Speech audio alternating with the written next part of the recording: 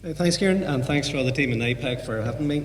As you've seen, I'm quite small, so if I stand behind this podium and you'll not see me. So just switching on the handheld microphone, and then I can stand out there where you can actually see where I am. Can you stand? Actually, there's one for Sorry, check, make sure you can do that okay. Maybe you've had playing the organ in our man. Hey, so thanks for having me here today. As Kieran says, I started in healthcare, same as yourselves. I hit a brick wall back in '99 as part of the SPR training system, because there wasn't enough jobs to go around, and a few of us fell between the stools. So I was left, had to jump ship. I've now tried to combine the two, and for the last 12 years, I've used Framework Health to try and bring what we've learned in aviation and try and share it back into healthcare. So Kieran's already mentioned all the social media stuff. I'm on it as well. Feel free to tag me on stuff. Any comments, feedback, all very welcome.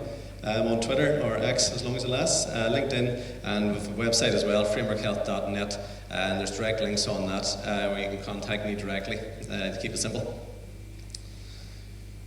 Okay, so as Kieran says, I now fly one of these yokes across the Atlantic. I've been with Aer Lingus for 24 years now. Moved to our Manchester base back about April or so. I now fly one of these. It's an Airbus A330 across the Atlantic. So I just flew one in from New York yesterday morning, and then I'm here now today.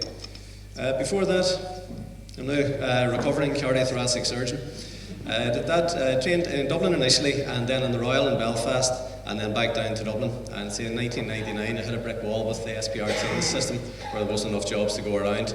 I'd already tried the States at that stage. I tried the UK, I tried Australia. Been basically everywhere to try and get a long-term post. There was loads of work, no long-term training posts, and the following week, Aer Lingus had a half-page ad in the Sunday Independent, and here we are. Okay, so for the last 12 years now, I've taken what I've learned in aviation and tried to share it back. Now, what happened about 10 years ago, you might remember there was a few British Airways pilots started doing that, and they took our aviation safety model and just dropped it on your lap and said, there you go. So they tried to transplant it into healthcare, and it didn't work. It got rejected, and rightly so, because it's just two very different industries. You can't just take our system and drop it into yours. It doesn't work like that. Your whole environment's different to ours. Your whole working practices are different. You don't have a lot of the luxuries that we have. But I've worked in both. I think the underlying DNA is very compatible, and I think that with your cooperation and help, we can actually engineer it in. So I think it's a genetic engineering job rather than a transplant job, and that's why I call the company Framework Health. I can provide a framework, but it's up to you then to flesh it out. And each of your environments is going to be different, so each of you are going to flesh it out differently. But the underlying framework, I think, is compatible with every area in healthcare. So I've got 30 minutes, and then hopefully about 10 minutes of questions and answers to try and convince you of that. Okay, so pilots are simple creatures with only 3 brain cells, so we try not to overload them. So I'm going to try and do 3 things. First, I'm going to try and convince you that error is nothing to be ashamed of. Secondly, I'm going to try and show you how our system works. And then lastly, try and convince you that our framework approach will work. We can transfer it into your world, and I think it'll make a huge difference. I'm going to show you a few stats shortly to show just how big a difference. So our basic premise is, has anyone here ever made a mistake? No? Geez, I'm in the wrong room. In aviation, we assume we're going to make mistakes. That's our starting point.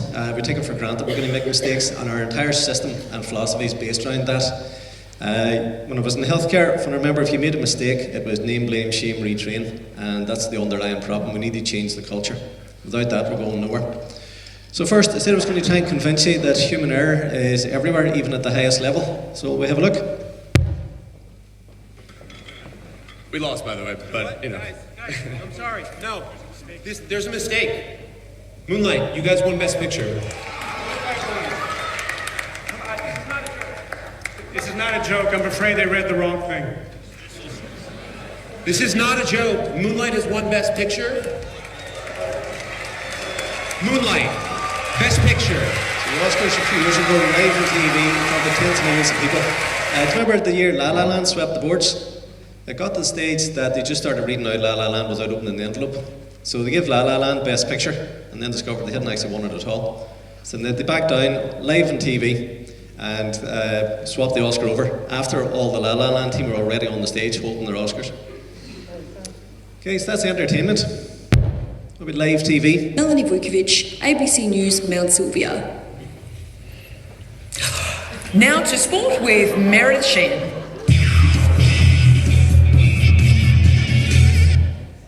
There's more live TV. Let's bring it a bit closer to home. RTE in Dublin, Angus McGreena. The formatting doesn't like that.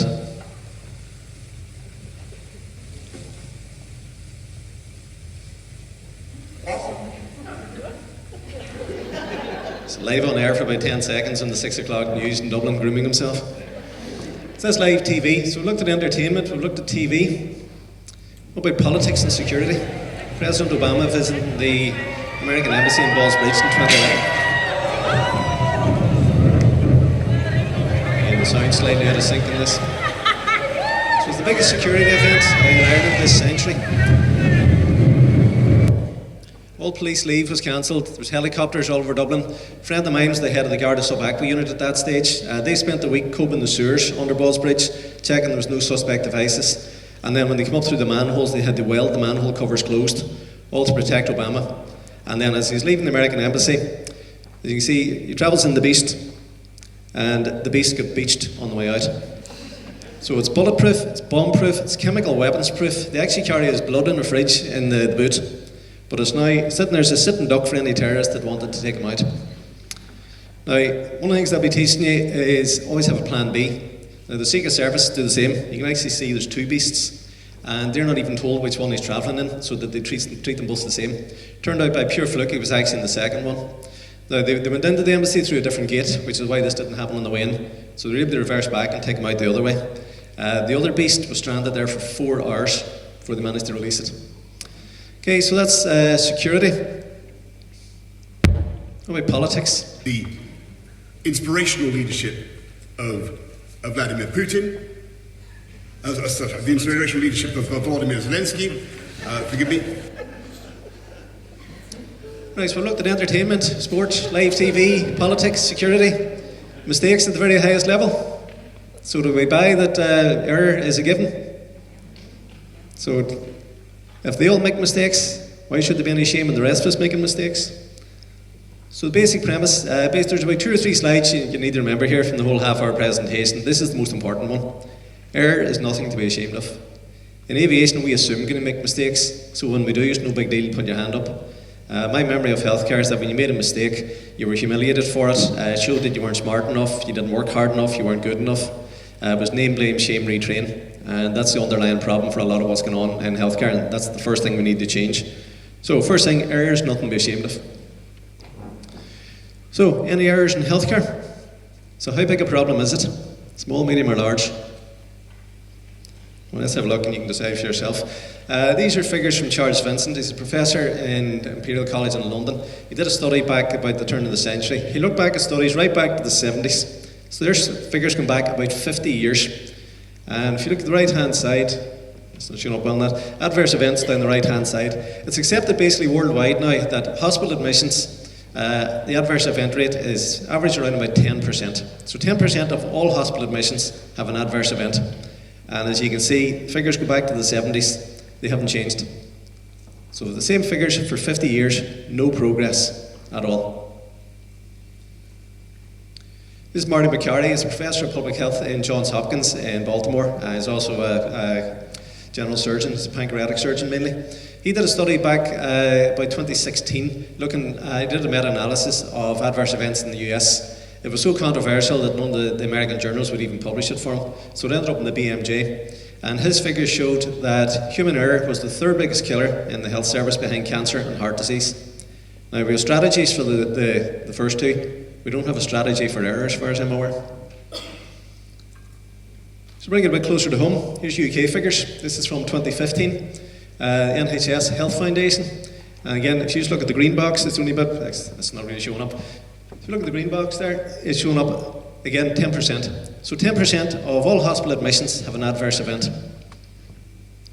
Let's bring it closer to home again.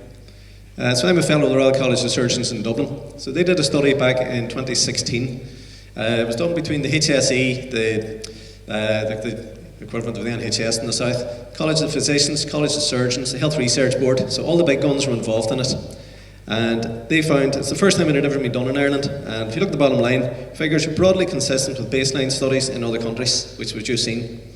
And if you look at their details, so 12%, so again, roughly 10% had an adverse event. 10% of those cause permanent impairment, so disability lasting greater than a year. 7% either caused or contributed to their death. And they also found that 70% of the events were preventable using aviation safety type stuff. So that was done in 2015. They actually did a follow-up in 2021. And I was speaking at a conference in the College of Surgeons last Monday and was chatting to the guy that did the follow-up study. And the figures were the exact same. So 6 years later, there'd been zero progress, which is totally consistent with figures going back 50 years. Zero progress on human error in healthcare. So let's look closer to home again. Northern Ireland figures. It's just 21-22 figures.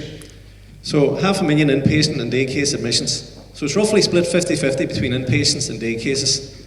So let's do a bit of O-level maths here. Ballpark figures then, so half of 500,000. So number of inpatient admissions in a year, Northern Ireland, about 250,000. Agreed? So we've decided 10% of those have an adverse event. So how many adverse events in the Northern Ireland Health Service? About 25,000 a year. How many of those die because of it? So 7%, so say 10% of 25 is 2,500. 7%, so let's say about 2/3 of that. So we're looking at roughly 2,000 deaths per year from human error in the Northern Ireland Health Service. That's about 40 a week, just from human error. Now put that in context. I used to fly these at Belfast City Airport. It's an Airbus A320. We had 3 of them with Aer Lingus in Belfast City. 174 seats there. So if you picture each one of those seats as a funeral due to human error, how long does it take Northern Ireland to fill that airplane? About a month. So that's the number of funerals we have in Northern Ireland per month from human error, every month. So I can crash a plane in the Belfast Lock on the approach, not tell the regulators, not have it make the news, not have it in the front of the Belfast Telegraph, and then the following month I crash another one. The following month I crash another one. And we've been doing it for 50 years and nobody's doing anything about it. Now, I think that's absolutely shocking. Okay, so this is where I've been trying to change the last 12 years. I've made next to no progress really. The last year I've made a bit of progress. The last 12 years most people would just say what we're saying is rubbish and it won't transfer. Usually people who don't actually know what we do for a living. So much is this all costing? So Peter will be interested in this one. If you just look at the bottom right hand corner, it's only one reading that you think of. So this is the amount of money paid out on cases open at any stage in 1 year. So this is the 2021 figures. So total amount paid out there, bottom corner, 150,000. Sorry, 150 million. 150 million quid. Now, all the figures worldwide show that's only the compensation payouts.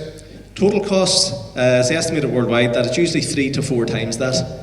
When you add in like extra nights in hospital, extra costs, social security, all that kind of stuff. So if we round about triple that, so we're talking roughly $500 million a year in Northern Ireland is what human error is costing. $500 million a year. And according to Healthcare's own research, 70% of that is preventable. So that's roughly $1/3 billion a year. So in Northern Ireland alone, there's $1/3 billion quid on the table. Now, remember you were told you couldn't get pay rises? There's $1/3 billion quid available, and nobody's interested in it. And again, just to emphasise, these aren't my figures. These are your figures. So I'll be down south, is it any different? So I was at a conference with the minister down south last Monday as well, Stephen Donnelly. If you look at their figures, there's again, just come back just before COVID to get something realistic. Again, this isn't really showing up well, but just look at the top corner. Number of inpatient admissions, well they call discharges, we call it admissions, 640,000. So again, just for figures, number of adverse events in a year, 64,000. Number of deaths, we'll say 10% would be about 6.5, so 7%, around about 5,000. So around about 100 deaths a week. So down south, they're crashing an A320 every 10 days. And just so you don't feel bad about it, they're not doing much about it either. Nobody worldwide really is doing much. There's wee pockets of great work, but overall there's no strategy for this anywhere across healthcare worldwide. I was chatting last week to, there's a new WHO programme. They've accepted that adverse events need to be dealt with, and this decade has been designated as the decade to try and deal with adverse events. So I was in touch with Neelam Dhingra, the consultant in the WHO who's dealing with that, and she's hopefully starting to take some of this stuff on board, and she has a signed copy of IPS in her hand as of last week, as does Liam Donaldson, who's her sidekick. So things are starting to move. And again, if you look down south, that was only the public cases. Do you notice anything on, like, is there any Any discrepancy in those figures I've shown you? Anything you've noticed? I've only spoken about public hospital inpatients. Down south, there's 100,000 private cases as well. I haven't mentioned day cases. I haven't mentioned primary care. I haven't mentioned nursing homes. And we're already crashing the 320 a month. So think what the real figures are. As much as it cost, again, if you look down south, the budget down south was 24 billion for this year. So 24 billion euro. And again, all the stats worldwide show that 10% of a healthcare budget gets squandered on human error. So the cost down south is about 2.4 billion. Again, Peter has better figures than I have, but I believe it's about 7 or 8 billion is the annual budget for the health service up here. So it was 7 or 8 billion. So the guts of £1 billion a year is getting squandered on human error. And we've already seen that at least a third of £1 billion, and that's on the table if you guys want to take it. So that's how big the problem is. So where can aviation help? So we had a similar problem back in the 70s. Now this is a graph, it's a group in Geneva, keep tabs on accidents and incidents. This is figures from back a century. So it goes up to date to about 2010. It goes back more or less to the Wright brothers, as you can see there. So if you look, there's a gradual trend, steady climb in the number of accidents and incidents. Bit of a rip for the Second World War, obviously, with the Battle of Britain and so on. If you factor that out, steady climb, peaks about there, maybe the late 70s, and it's dropped off ever since. So that's accidents. What about deaths? Again, the exact same trajectory. Bit of a blip for the war. Peaks up around there, back about the late 70s, and it's dropped off ever since. So something happened in the late 70s to prompt that. Any takers? So that was the Tenerife disaster. We crashed 2 jumbos together on a runway in Tenerife and killed nearly 600 people in one shot. So we realised then, right, this can't continue. People aren't going to fly airplanes anymore. So we set up a group the following year along with NASA, a few of the big airlines in the States, and it's gradually evolved over the last 50 years into our aviation management system. And you can see what the results have been. If you look at the stats there, the number of deaths in the late 70s, it was around about 3,000 deaths per year. Now that's from commercial jet aviation worldwide. So 3,000 deaths per year worldwide, which again, compared to healthcare wasn't bad even as it was. Since 1977, the amount of aviation's gone up 9-fold. So we should be seeing about 27 to 30,000 deaths per year if that trend had continued. So with 30,000 deaths per year would be what we'd expect. And if you actually look at the figures, they're less than 1,000 a year. Now don't forget, that's worldwide. 2017 we actually had 0 deaths in commercial jet aviation across the world. But we average about 1,000 a year. So that's about, if you work out the figures, instead of 30,000, we're having 1, that's about a 97% improvement. And again, the healthcare research shows that we could have at least a 70% improvement. I think possibly even better. So whatever we're doing in aviation seems to be working. So what are we doing? First big difference is culture. We've got a thing called a just culture. If I make a mistake tomorrow, I can put my hand up and admit it to the company. And as long as it's not gross negligence or deliberate error or deliberate harm, I can't be disciplined and I can't be dismissed. Now you've probably heard of a no-blame culture, and people say about aviation is no-blame culture. We don't have a no-blame culture. Okay, so yesterday I flew a $240 million airplane across the Atlantic with 300 people down the back. If I make a balls of something, rest assured I will be blamed. But I can't be dismissed and I can't be sacked. So there's still responsibility. Healthcare, from what I remember, it was name, blame, shame, retrain. Not a just culture. So that's the first. If we change that one thing, we're halfway there. Secondly then, we look in the systems. If I make a balls of something yesterday, Aer Lingus' approach is, well, you've been here for 24 years. If you were a shit pilot, you'd have made a balls of it before now. So what happened yesterday that was different? And we dig into the system and see, right, well, what went wrong as opposed to who went wrong. It's not about blame, it's about finding out, well, what was different today? You probably know the Swiss cheese model. A load of things line up and something happens then that tips the balance. So we look and see, where was the tripwire that caused this to happen yesterday? We try and engineer it out of the system, and if possible we try and engineer in a safety net to replace it instead. And then crew resource management, you've probably heard about. That's our basic operating philosophy, where we expect to make mistakes and we're trained to try and anticipate them and try and deal with them before they actually cause a crash. So again, you probably notice we do a lot of things in threes in aviation because of our 3 brain cells. The crew resource management approach is avoid, trap, mitigate. We assume we're going to make mistakes, but we try and avoid them. We know we're not going to avoid them all. Some are still going to go through, so we try and trap them before they go too far. Some of them are still going to go through, we try and mitigate them then. So we're now too far down the line to actually stop the incident from happening, but we can mitigate the outcome. So say if we're coming on the land, we forget to put the wheels down, We can either go ahead and crash the plane, or we can put on full power and climb away. So we haven't. The incident still happened. We still forgot to put the wheels down, but we've managed to recover it before we killed anyone. And we go back around and have another go. So the difference, we accept error as being completely normal. We're not ashamed of it. We have a systems approach where we see what went wrong, not who went wrong. So we find the tripwire, replace it with a safety net, and we train staff to manage error. So who here's had any error management training so far? One person.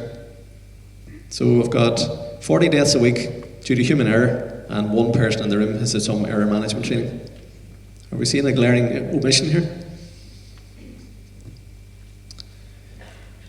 Again, some days we're not even using our 3 brain cells. We're not at our best, so we have a 2-stage approach. This is the only other slide you need to know. So the first slide you need to remember is error is nothing to be ashamed of. The second one is, like I say, when I was coming into land, I'm based in Manchester now, so we landed at 3:30 in Manchester yesterday morning, and as we're coming into land, all we're thinking of is, where can this go wrong? So what if somebody, there's 2 parallel runways. The other traffic's crossing my landing runway to get to theirs. What if somebody taxis onto the runway as I'm coming into land? So what's plan B? Go around and come back around and have another go. Same applies to healthcare. Every patient you approach, where can this go wrong? Where can I make a mess of this? And what safety net can I put in place to have a plan B to move on to something else? All completely transferable to healthcare. Again, each one of you will transfer slightly differently, but the framework is identical in each one. Every patient, every time you speak to a patient, how do you know the patient's hearing what you think that you said? They might have taken something totally different out of it. So where can this go wrong and what's plan B? And the other important slide is what's in it for me. I spoke to a group of nurses earlier on in the year. We were talking about medication incidents. They've made mistakes, given the wrong medications. So you know, since COVID, you're short-staffed. You have a lot of agency staff who are not used to your units, so you're trying to mentor them. You haven't got the full facilities that you'd need. You maybe having to work through your breaks. That all sound familiar? So why did they make the mistake? Why did they make the medication error? Because they were overworked. So it went to the management, they did their usual investigation, and what was the resolution? They added another layer to their workload. There was another check they had to do with another colleague. So the mistake happened because they were too busy, and the resolution was, let's make them busier. So what's in it for me? Whenever we try and change something, you have to talk to staff and see, is this going to work? Because you know yourselves, you're not stupid. If it's not going to work, you guys are going to bypass it anyway. So work as done, as opposed to work as imagined. So you need to be involved in this and say, if the system isn't working, say, like, this is stupid, we need to do something different. Again, just to summarise this first bit, error management. It's not going to make the problems go away. You're still going to be short-staffed, you're still going to have agency staff, you're still not going to be fully resourced, the money's not there at the minute. So what we offer basically is personal protective equipment. The problems are still there, but you can try and protect yourself against them using our framework. Your own research shows you can reduce errors by 70%, which was seen will save you guys $1/3 billion a year. And we try and provide a framework for patient safety. Again, we can't come in and tell you how to do your job, but we can say, here's how we do ours, here's our basic framework, and you can work out, well, how can I apply this to my environment? And it is transferable. Just to give an example, I'm down in Uri, so the Southern Trust did a study last year, and they were looking at medication safety errors. And here's a poster they put up trying to recruit people into the study. So if you just glance at that, there's a lot of stuff going on in that poster. So what jumps out at you? Sorry? Right, I've shown this nowadays to the guts of 1,000 people, and I get the same answer every time. Down the bottom corner, you get a £10 voucher for participating. Right, do you want to see the bit that jumps out at me? There's 11.7 million medication errors here in Northern Ireland each year. 11.7 million. There's only 1.9 million of us here. So that's the sort of numbers we're talking about. So let's see a medication error. Let's hear from a parent. Our twins were born healthy and happy. We just got them home. Wondered if they had a staph infection. They had to go back into the hospital. They were overdosed twice with 1,000 times the amount of heparin that they should have received.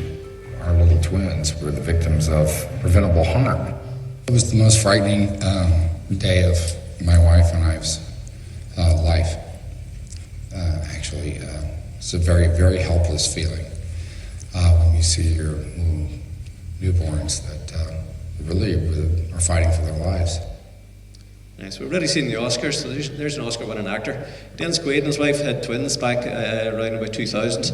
When they were a week old, they were taken into Cedars-Sinai Hospital in LA with an infection, and they needed an IV line put in for IV antibiotics. So when you buy IV antibiotics, you need to keep the line open. So it got flushed every 6 hours. Now there's 2 bottles of heparin, so almost identical bottles, same size, same shape, almost similar, identical labels, similar colours, similar names. What's the difference in the 2 bottles? Right, the one on the left is 1,000 times stronger than the one on the right. Now you're in intensive care, it's 4 o'clock in the morning, you're knackered tired, you haven't had your break, and you run into the side room to grab the heparin to flush the line. What's the chances of you lifting the wrong one? I'd say pretty much guaranteed. And it turns out it had happened tens of thousands of times in the States before Baxter finally got their act together and changed the labels. What about in the high street? So your kid's got a cough and you're going to buy some simple Linctus and you run into Boots. Again, you're rushing in, you have the pram left outside, it's starting to rain, you rush in, you grab the bottle of simple Linctus, you pay, you run back out again. So the other bottles sitting side by side with it on the shelves because the pharmaceutical companies like their products, they look nice on the shelves. So it's all standardised labelling, so it all looks very similar. So in the UK about 3 years ago, a parent would then grab the wrong bottle, went home and gave their child hydrogen peroxide and give the child burns to their tongue and their throat. And was that the parents' fault or is that the pharmaceutical company's fault? And again, what's in it for me? If you guys make a mistake and give the wrong drug, you guys end up in court defending yourselves, isn't that right? Have you ever seen a chief executive of a pharmaceutical company stand beside you? Well, we've already seen that's where the underlying problem is. Again, what's in it for me? There's nothing in it for them because they like their products looking nice, and if it all goes wrong, they don't get dragged into it. You guys carry the can. Again, out of cardiac surgery, some of our patients ended up in renal dialysis on the intensive care unit. So you probably know one of the things we have to be very careful of is potassium levels. If you give too much potassium, you can tip them into VF, and in a cardiac surgery case, it can be hard to get them back. So here's 2 bags of renal dialysate. So what's the difference in the 2 bags? Is there a difference in the 2 bags? So again, 4 o'clock in the morning, side room in ICU, and you're rushing in, trying to get the setup. Right, the one on the left has got 4 millimoles of potassium, and the one on the right's got 2. So again, this one's twice as strong as that one. And the pharmaceutical company will say, well, we're covered because not only did we label it properly, we've actually got it labelled twice. They've got it labelled there as well, 4 versus 2. Now, what's the chances of you seeing that at 4 o'clock in the morning? Okay, basically, you guys are working in a minefield. It's incredible you do as well as you do. Everything's real set up against you. So that's your world. Again, if you look at the high street, this is my daughter. She's at college in Edinburgh. She went into Boots a few months ago to buy some Lemsip. Now again, the pharmaceutical companies would use the excuse, look, you need to pay more attention, you need to read the doses properly and so on. So how do they get on with that? So active ingredients per capsule of Lemsip. Paracetamol, 0.5 kilogram per capsule, anybody? So that was out in the shops. So they'll tell you if they read things carefully, but it doesn't apply to them apparently. So let's compare that to my world. Guess what this lever does? So if I want to put the wheels down, I reach out to the lever in the dashboard that has 2 wheels on it, and I put it down. Guess how I take my wheels up? Right, that's a $240 million airplane, and that's the level of simplicity we apply it to. We assume basically the pilots are as thick as pig shit, and we start with that premise and we work from there. And the engineer's doing a walk around outside. In our society, red means danger. So if the engineer sees anything red, there's a problem. So they have to make sure before we push back that all the doors are closed, all the panels are closed and so on. So we paint the inside of our panels red. We do the same with the cargo doors. So it'll attract their attention, so they'll spot it when they're doing the walk around. Here's the front wheels of an A320. When it's in the hangar getting maintenance done, you've seen the lever that will take the wheels up. If you lift that lever up in the hangar, if the hydraulics and all are powered, the wheels will come up. And if there's an engineer up there working in the wheel bay, they will get crushed to death. So where can this go wrong? We can kill an engineer. So what's plan B? If you look up in the corner there, there's 2 metal struts, and there's a very small hole there. And there's a pin about the size and shape of your little finger that fits into that hole, and it mechanically locks the two struts in place so that if you lift the lever, the wheels can't move. So you can't kill an engineer. So, back to my last slide there. Where can this go wrong? Any takers? Yeah, forget to take it out. So it goes back into service the next day, and I'm barreling down the runway on the way to the States. I take off, I lift my wheels, and front wheels don't come up because you've locked them in place. So I now can't go to the States because you can't fly with your wheels down. There's too much drag, burns too much fuel, and you're speed restricted. So you're now going back in the land, but you were expecting to burn 20 tons of petrol going to America. Now you're 20 tons too heavy to land. So now you're doing an emergency landing where you're possibly going to set your brakes on fire, burn your tyres out and so on, and possibly set the plane on fire. So it's a big deal. So it's very important we remember to take that pin out. And just to give you an idea what it looks like, again, it's the size and shape of your little finger, and you'll see the wee dark recess that it fits up into.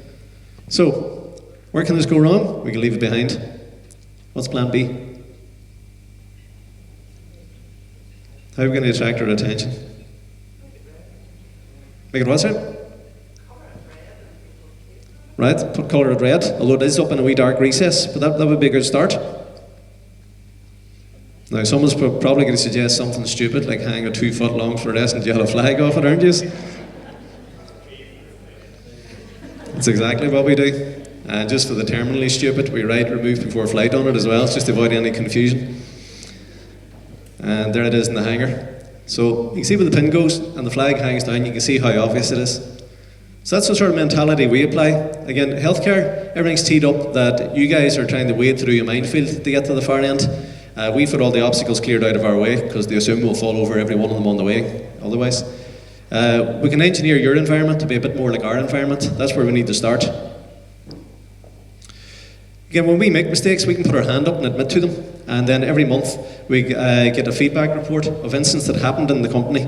We widen it out. We're part of the IAG group now. So we also get incidents that happened in Iberia, British Airways, Vueling and Level. And then we also widen it out a bit further. If there was any big global incidents that month, they get covered as well. So we have an idea of what's going on worldwide. And those reports come out every month, like within weeks of the incident happening. And the important thing is they're all de-identified. We don't say what flight it was, what day it was, or who the pilot was, because that's not important. It's about what went wrong, not who went wrong. So now it means we know what's actually going on out there. How's your world work? Anyone who puts their hand up and admits things, you're a whistleblower. And I think we've seen how whistleblowers get treated. I've never met one that has had a good outcome yet. There's been a few big scandals in the UK. Again, this is only last year. The West Suffolk Trust staff reported being told off by managers for speaking up. We're encouraged, we're told off if we don't speak up. Birmingham was back in the news there the other day. They did a study, and I think only something like 10% of staff were comfortable by speaking up. The other 90% were keeping their mouths shut. Now, a friend of mine, she's a consultant radiologist in Birmingham. She's from Cork originally. So they finished their induction day a couple of years ago, and the chief executive of the hospital met all the consultants, and the parting words were, behave yourselves, we're watching you. So that's how they treat their consultants. So that's your world. Again, that's another thing that needs to change. Again, the Letby case, the consultants on the unit tried to highlight what they were concerned that Lucy Letby happened to be there when every single incident happened.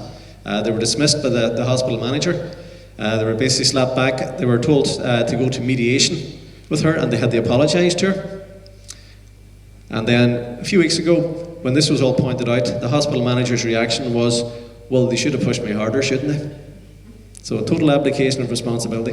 So that's your world. So basically, if you put your hand up and try and raise issues, you're going to be totally isolated. No one's going to back you, and you're going to be completely on your own. And the BMJ says any workforce that has to resort to whistleblowing in the first place shows a poor safety culture. So again, that's the first thing that needs to change. Again, we're back to that word, culture. So again, if you put your hand up, you're going to be isolated. No one's going to back you up. Now, I'm from Derry originally, so in the words of Claire from Derry Girls, well, I'm not being an individual on my own. Same applies to whistleblowers. You're not stupid people. If you see one of your friends putting their hand up and see it getting shot off, are you going to put your hand up tomorrow? Of course you're not.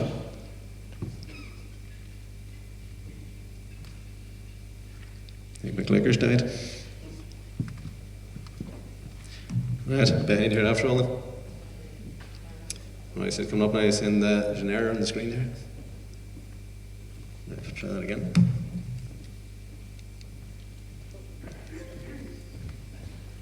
The computer's having a bit of a brain fart here, I think. Right. Kathy's going to come and rescue me here now.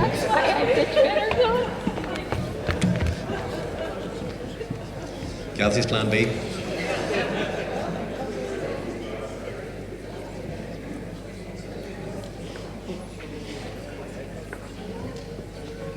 We'll see if it's working. There we go. Sorted. Thanks, Kathy. Right, so we take that information and then what do we do with it? We can then decide that we're going to use it to adjust our training. Now, the biggest incident this century was the Air France 330 disaster back in 2009. We were training that accident within 3 weeks of it happening. Healthcare, when someone is sort of added to a huge research and come up with a new procedure, it takes 17 years before it's accepted across the line. 17 years versus our 3 weeks. This is our simulator. We were training the Air France accident within weeks. So this is me in the 320 simulator. Now I want you to keep an eye on the horizon there. The Air France guys got the plane into a crazy position and couldn't recover it. So we're now trained to put it into a crazy position and recover it. You can keep an eye on the horizon and think of you sitting in the cabin and think where your gin and tonic is at this stage. So it turned out we were trained to fly planes at low level, catching fire, coming off the runway and stuff. We were never trained to deal with stuff at 40,000 feet at 500 miles an hour because the plane handles totally differently. And the Air France guys made balls of it. And again, look at the horizon and look where we've got the plane. So we're now trained to do that and recover it. Again, we were training that within weeks worldwide of that accident happening. We also trained with the cabin crew. This is our mock-up for them. As you probably know, Aer Lingus name all their planes after saints. I brought the St Patrick in to Manchester yesterday. We think our artificial planes should get the same courtesy. So we train in the synthetic. That's what it looks like inside. So the important bits, then we can then fill it full of smoke and learn then how to open doors without being able to see them. There's what your door looks like. And why do we do it? Because it does happen. One of our 330s got set on fire in Orlando a couple of years ago. Heathrow, taxi in the greens, stop at the reds. Don't taxi on their runway. There's me and Charles de Gaulle in Paris. Don't take off the runway because there's someone crossing it. We've already discussed painting doors and things red so it'll show up if they're not closed. We do the same with passengers. This is Dublin Airport. Big red bag on top of the carousel. You sure you collected your bag, not somebody else's? Belfast City, we're a bit blunter. You collected your bag at all. And you can see the warning signs, yellow and black. We'll come back to that in a wee minute. So to finish up, healthcare threat and error. As we said, we think in terms of avoid, trap, mitigate. Checklists, for example, you guys have been doing them. They haven't worked because you've been using the wrong philosophy. It's all about getting them signed and get them in the notes. That's not what a checklist is about. It's about protecting yourself. This was research done last year in Germany. They took 1,800 cases and they introduced 120 errors. How many were spotted? Half them. You've been as well just tossing a coin rather than having a checklist. So no offence, healthcare doesn't understand checklists, you don't get them. So to finish up, the important slides, errors nothing to be ashamed of. Where can this go wrong? What's plan B? And so there's more information on the website. I did a TED talk on Stormont back in 2016, so that's on the website. If you want to have a look at that, it's basically a summary of what I've just said. And I mentioned the book come out. Now, remember I mentioned that warning sign and the fact that it was yellow and black? See, not a thought goes into this shit. So it's yellow and black because the book's about mistakes and errors and warnings. So again, that's available now. All the Waterstones across the north have it. It's on Amazon. It's in all the big bookshops. A lot of the independent bookshops have it as well. It basically sort of sets out what I've been talking about and expands the whole thing across various industries. And again, if you have a quick look at that, that'll take you straight to my Microsoft Forms feedback form. Most of it's a drop-down menu, so again, makes it very simple. So you can give me feedback if you thought that the presentation was useful, and there's a comment section at the bottom for any comments, any feedback, anything we can do better, anything you thought worked, anything you thought didn't work. And don't be shy, there's no snowflakes here, so if you thought it was shit, tell me it was shit, and I'll try and make it less shit the next time. Okay, so thanks for your attention, and I think probably a couple of minutes left for any questions, if anyone's got any.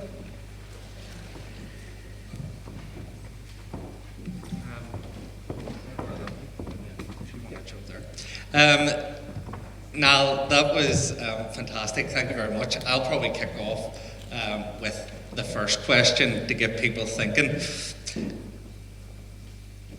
Obviously, part of your presentation is about the transferring of the learning in the airline world into the healthcare world. And I'm sitting here going, right, but how realistically does that happen? And how tangibly could you actually make something safer, prevent error, accept error, learn from error within our world in healthcare? Is there something that you can give us an example of that you know, either through your talks or through working with different organisations, where the learning from the airline world has actually made something safer or learning for a healthcare setting? I'm trying to think of something, but I think without an example, it's hard to imagine what exactly something would be. Well, one of the slides I used, I didn't use it today. I used it in Alderhay Hospital back in 2014. One of my cousins from Belfast is a consultant anaesthetist there, and they invited me over. They had a problem in their intensive care unit. If you look again in cardiac surgery, we would often have patients on maybe 4 or 5 infusion pumps at a time, on maybe a couple of them maybe on the same drip stand. And I have a picture using one of the other presentations. It's the keypad of 2 infusion pumps side by side. Now, when you're programming something, say if you're unlocking your phone, do you actually remember the code that you have for your phone, or do you just do it from muscle memory? It's just muscle memory, isn't it? You don't actually think of the number that you're putting in. So if you're programming an infusion pump for the 3rd time that shift, and you're trying to put in the same numbers, we had 2 infusion pumps side by side. The keypad had 1, 2, 3 across the top, and the second keypad had 7, 8, 9 across the top. So if you're using muscle memory, are you going to put in the correct infusion speeds? So I give that presentation in Alderhay, and my cousin got in touch. They say they'd actually gone through the intensive care unit, separated out the pumps, and dumped half them. So they now only have 1 type of infusion pump. So there's something simple that they managed to engineer it out of the system. By where can this go wrong? They can misread which keypad they're using. So what's plan B? Just make it 1 keypad, then the problem's gone. So it's very simple stuff, same as pharmaceutical stuff. We saw there the pharmaceutical errors, 11.7 million in Northern Ireland in a year. And you've seen why. You've seen the packaging and some of the stuff that you're using. Again, the fact you do so little mistakes actually is phenomenal. I mean, the amount of patients you're seeing on an average shift, and everything's designed to trip you up. And then when you do trip up, everyone points at you and goes, oh, you're stupid, it's your fault, you should work harder. Say that those medications, change the colour of one of the packs. Maybe keep them in different cupboards. Don't keep them side by side trying to sucker you into problems. If a drug is dangerous, maybe label it red. Anaesthetists are already doing that. They drop a lot of the stuff before a case and label it themselves. But again, they shouldn't have to do that. If the pharmaceutical companies had it labelled properly, they wouldn't have to, and would save a lot of waste, because a lot of stuff they drop then doesn't get used, and then it gets binned, because they can't keep it, because it's now out of its container. So things like you've seen, say, in crash trolleys, some of the stuff's already colour-coded and stuff like that. Why are we not doing that across the board? Simple things. So people tell me that this won't apply in healthcare because patients are much more complex. And they're right, they're an awful lot more complex than airplanes. But I think you can see that's not the sort of stuff I'm talking about. I'm talking about basic, simple errors where you've been suckered into making mistakes. And very few of those have been to do with complex patients. It's to do with simple stuff, simple labelling, simple packaging.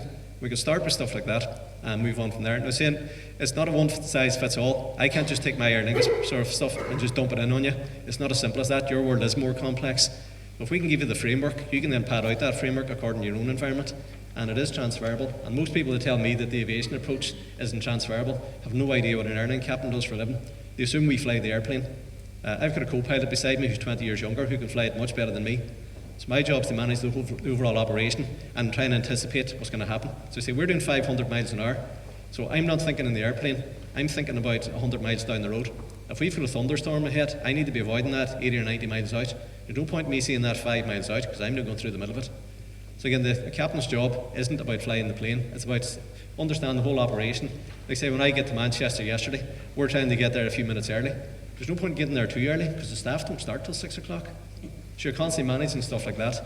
That's what an airline captain's job is, not flying the airplane. So again, for yourselves, my job is a bit more complex than some people give it credit for. Thank you. I think that really helped just to visualise an example. Is there anybody in the room who has a question with a few floating mics? Oh, sorry. Fiona's telling us to wrap up. Niall will be around for a wee while, and we're coming up to tea and coffee in about a half an hour or so. So hopefully, if you're still around, if anyone wants to come pick their brains, they can nab you then. Ladies and gentlemen, Captain Niall Downey. Thank you. Thank you.